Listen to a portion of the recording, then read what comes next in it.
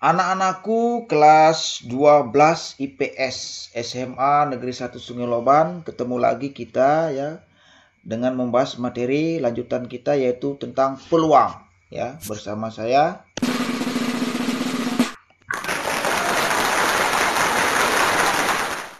Oke, untuk lebih jelasnya mari kita ikuti.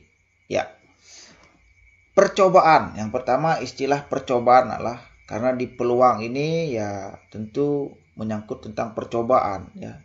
Percobaan itu apa ya? Setiap jenis percobaan mempunyai beberapa kemungkinan hasil atau peristiwa atau kejadian yang akan terjadi. Ya. Itu pasti ada. Misalkan percobaan mutasi gen misalkan ya, kemungkinan hasilnya ada dua, bisa berhasil, bisa gagal kan gitu. Nah, hasil dari setiap percobaan secara pasti sulit ditentukan ya atau tidak dapat diramalkan ya. Nah, inilah namanya percobaan ya. Nah, misal percobaan melempar satu keping uang logam, maka kemungkinan hasilnya bisa muncul gambar atau angka. Melempar satu buah dadu, ya dadu itu sisinya 6 ya. Ya kemungkinan hasilnya bisa muncul mata angka 1, angka 2, angka 3, angka 4, angka 5 atau 6. Ya. Itu namanya percobaan dan kemungkinan hasilnya, ya. Nah, istilah yang kedua adalah ruang sampel dan titik sampel. Ruang sampel adalah himpunan dari semua hasil yang mungkin terjadi pada suatu percobaan, biasanya dilambangkan dengan S. Ya. Nah itu. Kalau titik sampel itu adalah anggota-anggota atau unsur-unsur atau elemen-elemen dari ruang sampel. Nah, biasanya dilambangkan A. Ya, seperti tadi. Misalkan kita melempar sebuah dadu, maka ruang sampelnya itu adalah bisa 1, 2, 3, 4, 5, 6. Nah, itu ruang sampelnya.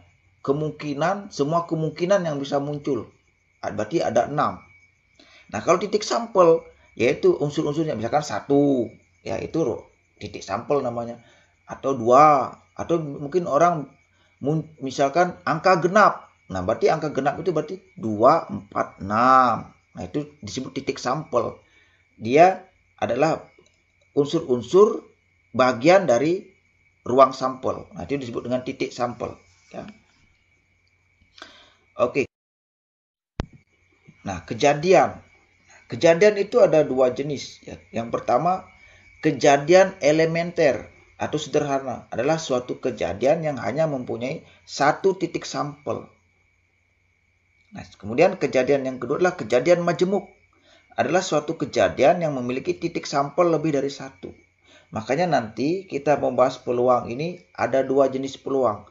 Yang pertama peluang kejadian elementer atau sederhana. Kemudian nanti yang kedua adalah peluang kejadian majemuk. Nah, berdasarkan jenis kejadian. Ya, jadi nanti kita bahas dua jenis peluang. Ya.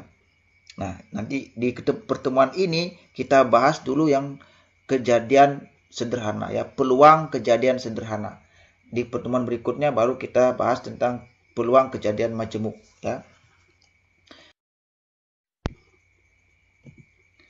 Nilai peluang ya. Dalam suatu percobaan terhadap suatu objek tertentu ada kejadian yang pasti terjadi dan kejadian yang tidak mungkin terjadi. Nah, misalkan A adalah sembarang titik sampel pada sembarang kejadian pada ruang sampel S. Maka peluang A ditulis P ya, dalam kurung A, akan memiliki nilai berkisar 0 sampai 1. Ya, jadi dia berbentuk 0, sekian, 0, sekian ya. Tidak mungkin 1, ya. Dia pasti 0, 0. Ini ciri-cirinya nanti adalah berupa pecahan peluang itu ya. Dengan ciri-ciri pembilang itu lebih kecil dari penyebut. Misalkan 1/5, 2/5 atau 2/7, 1000/1001. Pokoknya yang di atas itu lebih kecil dari yang di bawah. Itu nilai peluang. Kalau kalian nemukan nanti menghitung nilai peluangnya ternyata di atas lebih besar, misalkan 5/4, itu berarti salah perhitungan pasti sudah ya. Jadi peluang itu berkisar antara 0 sampai 1. Ya. Sebagai ilustrasi seperti ini ya. Kalau 0 itu berarti mustahil terjadi, kalau 1 nilainya pasti terjadi. Misal peluang terjadinya musim salju di Indonesia. Nah, itu pasti peluangnya 0 karena mustahil. Nah, peluang terjadinya matahari terbit dari sebelah timur. Nah, ini pasti terjadi ya. Nah, itu nilainya 1 ya. Nah, namun nanti dalam perhitungan matematika kita pasti tidak pernah memiliki nilai 0 sampai 0 dan 1 ya. Pasti berkisar antara 0 dan 1. Misalkan 0,5, misalkan 0,7, 0,8 dan sebagainya ya. Kita lanjut. Nah, sekarang kita bahas dulu peluang kejadian sederhana atau elementer ya. Nanti pertemuan berikutnya kita akan bahas tentang peluang kejadian majemuk ya. Oke. Rumus peluang ya. Misalkan S adalah ruang sampel semua anggota himpunan yang mungkin terjadi ya, dan A adalah titik sampel anggota himpunan S. Maka peluang kejadian A adalah ya, ditulis peluang A itu sama dengan NA per NS. Artinya banyaknya A dibagi banyaknya S. Artinya banyaknya titik sampel yang ditanyakan dibagi dengan himpunan semua kejadian yang mungkin terjadi. Nah, gitu ya. NS itu ya. Seperti tadi kalau kita melempar sebuah dadu berarti NS-nya itu 6. Ya, bisa 1, bisa 2, bisa 3, bisa 4, bisa 5. Kemudian yang ditanya misalkan peluang munculnya angka genap. Nah, berarti angka genap itu 2, 4, 6. Nah, berarti nanti peluangnya adalah 4/6. Ya. Nah, itu secara lisan secara sederhana ya. Nah, kemudian yang kedua itulah frekuensi harapan suatu kejadian. Ya, misal suatu percobaan dilakukan sebanyak N kali dengan peluang kejadian A adalah PA. Ya. Maka frekuensi harapan kejadian A itu adalah ya FH. A itu sama dengan N dikali peluang A. N itu adalah banyaknya percobaan dikali dengan peluangnya. Yaitu maka itu disebut dengan frekuensi harapan suatu kejadian. Itu lebih jelasnya mari kita.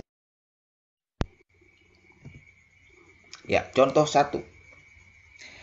Dalam satu set kartu bridge atau remi akan diambil satu kartu. Berapa peluang terambil kartu tidak bernomor angka? Ya, kartu remi kita ulang lagi nak ya. Ya, ini ada waru. Ya, waru itu ada ya ini as, ya 2, 3, J, K, ya, itu ada 13 kartu. Kemudian keriting ini disebut cengkeh ya, cengkeh atau keriting juga sama ya, as sampai 2, 3 dan seterusnya sampai K juga 13 kartu. Juga hati ya, hati itu juga sama, ada as ada sama ya, ada 13 kartu. Kemudian yang terakhir ada wajik ya, itu as sampai dan seterusnya ya, ada 13 kartu. Ya. Berarti S itu adalah semua kartu. Berarti S-nya itu NS-nya ya, ada 52 kartu berarti. Kemudian A itu katanya kartu tidak bernomor angka. Kartu tidak bernomor angka itu adalah as, J, K, dan K. Itu ada 4. Sedangkan jenis kartunya ada 4. Berarti 4 kali 4. Berarti ada 16 kartu. Ya. Maka NS itu 52 karena total semuanya kartunya ada 52. Kemudian NA-nya itu banyaknya kartu tidak bernomor angka itu 16. Maka peluang dari A itulah peluang terambilnya kartu tidak bernomor angka itulah 16/52. Ya, NS per NA tadi rumusnya ya. Nah, ini disederhanakan. Sama-sama bisa dibagi 4 ya, sama-sama bisa dibagi 4. Berarti 16 bagi 4 4, 52 bagi 4 13. Nah, jadi peluang kartu tidak bernomor angka itulah 4/13. Jadi kalau kalian bagi 4/13 itu pasti 0, sekian ya. Tidak mungkin dia lebih dari 1 atau kurang dari 0 tidak mungkin ya. Nah, itu contoh 1. Kita lihat contoh 2. 2 buah dadu dilempar 72 kali berapa frekuensi harapan muncul mata kedua dadu dijumlahkan hasilnya 8. Nah, berarti 2 buah dadu ini ya dilempar. Nah, kalau 2 buah dadu dilempar kan dadu 1 bisa 1, dadu 2 bisa 1. Nah, itu 1. Dadu 1 bisa 2, dadu 2 bisa 6, 2 dan seterusnya ya. Nah, untuk lebih jelasnya kita buat aja tabel. Nah, ya. Nah, misalkan yang horizontal itu dadu 2, yang vertikal dadu 1. Dadu 2 itu ya matanya ada 6. 1, 2, 3, 4, 5, 6. Dadu 2 juga sama. 1, 2, 3, 4, 5, 6. Jadi kemungkinan semua ruang sampelnya S-nya itu ya ini. Berarti ada berapa? Ya ada 36. Ya bisa 1 muncul ya. Dilempar lagi bisa 1 2 yang muncul. Dilempar lagi bisa 6 ya. Di dadu 1 6, di dadu 2 6. Nah, gitu maksudnya ya. Jadi ruang sampelnya itu ada berarti ya S ya semua kejadian yang mungkin terjadi itu ada 36 berarti ya. Kemudian A-nya ya mata kedua dadu dijumlahkan hasilnya 8. Nah, berarti itu kalau kita lihat ya yang jumlahnya 8 ya 26 35 44 53 62. Ya, jadi kalau matanya itu dijumlahkan hasilnya 8. Nah, itu ada 5 buah. Nah, maka NS-nya 36, kemudian NA-nya ada 5. Ya, banyaknya ruang 36, NA-nya ya mata kedua dadu jumlah hasilnya 8 itu ada 5. Jadi peluangnya adalah NA per NS. NA 5, NS 36. Berarti 5/36. Itu peluangnya. Yang ditanya frekuensi harapan ya. Nah, di sini rumusnya adalah frekuensi harapan adalah N dikali peluang A. Ya, N-nya itu adalah 72 kali ya. Ya, 72 kali 5/36. Ya. Kita sederhanakan 72 bagi 36 itu 2. Berarti langsung aja 2 kali 5. Jadi frekuensi harapan muncul mata kedua dadu kalau dijumlahkan hasilnya 8 adalah 10 kali dari 72 kali percobaan. Nah, gitu maksudnya ya. Ya, oke. Contoh yang ketiga, contoh terakhir ini ya. Nah, ini dalam sebuah rapat kecil ada 7 orang pria dan 5 orang wanita. Akan dipilih utusan. Berapa peluang terpilih utusan ke luar negeri terdiri dari 4 orang pria dan 3 orang wanita. Nah, ini kita memakai kombinasi nah ya. Karena sesuatu itu tidak diambil satu, tapi lebih dari satu. Nah, ini harus pakai kombinasi ya. Nah, A itu 4 pria dan 3 wanita ya. Nah, pria itu N-nya 7, R-nya 4. Karena pria di soal itu ada 7, dipilih 4. Kemudian wanita, N-nya itu ada 5, dipilih R-nya ada 3.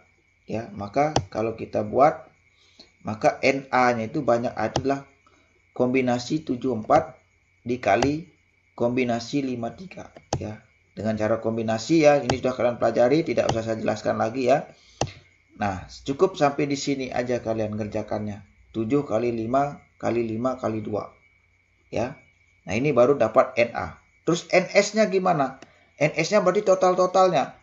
Ya, kalau S-nya itu berarti semua orang yang ada itu 7 pria tambah 5 wanita. Berarti N-nya ada 12. Sedangkan utusannya ada 4 pria, 3 wanita. Berarti tambahkan 4 tambah 3, berarti R-nya 7. Itu udah total-totalnya ya. Jadi kombinasi NS itu adalah kombinasi 12/7. Ya, karena semua kemungkinan yang terjadi itulah 12/7 ya. Nah, ini dengan cara kombinasi ya, rumusnya sudah kalian pelajari kemarin, tidak usah saya jelaskan lagi ya. Terus ya. Nah, hasilnya adalah 11 kali 9 kali 8. 12 itu hilang karena 4 kali 3 di bawahnya dicoret-coret.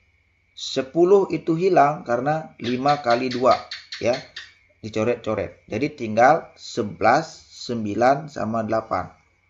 Ya 12 sama 10-nya hilang dicoret-coret ya. Nah, peluang itu ya NS itu 11 kali 9 kali 8. Kemudian NA-nya 7 kali 5 kali 5 kali 2 ya. Jadi peluangnya adalah NA per NS ya, 7 kali 5 kali 5 kali 2 per 11 kali 9 kali 8. Nah, yang di sini yang bisa disederhanakan cuma 2 sama 8. 2 bagi 2 itu hilang, 8 bagi 2 4. Jadi hasilnya 7 kali 5 kali 5 dibagi 11 kali 9 kali 4. Nah, 7 kali 5 kali 5 itu hasilnya adalah 175 per 11 kali 9 kali 4 itu hasilnya adalah 396. Ini sudah tidak bisa disederhanakan lagi. Jadi peluang terpilihnya utusan keluar negeri terdiri dari 4 orang dan 3 orang wanita, yaitu adalah 175 per 396. Yaitu peluangnya ya. Nah, ini yang di atas kan lebih kecil dari yang di bawah ya. Ini pasti hasilnya 0, sekian ya. Nah, kemudian ya, ini kuis yang harus kalian jawab ya untuk dipijar nanti ya.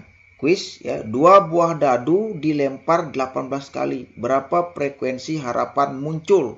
Mata kedua dadu dijumlahkan hasilnya 7. Nah, ini ya. Coba kalian kerjakan, nanti cukup kalian tulis hasil akhirnya aja seperti kemarin ya. Dipijar itu di link filenya kalian tulis cukup hasil akhirnya saja. Ya, misalkan hasil akhirnya 10, maka kalian ketik aja di link pijar itu 10 gitu aja. Klik kumpul tugas, lalu kalian isi di link file itu jawaban hasil akhir kalian saja, tidak usah pakai cara ya. Nanti klik kirim, dah selesai tugas kalian sampai di sana ya. Itu saja dari saya. Selamat belajar ya. Terima kasih atas perhatiannya. Sampai jumpa. Goodbye.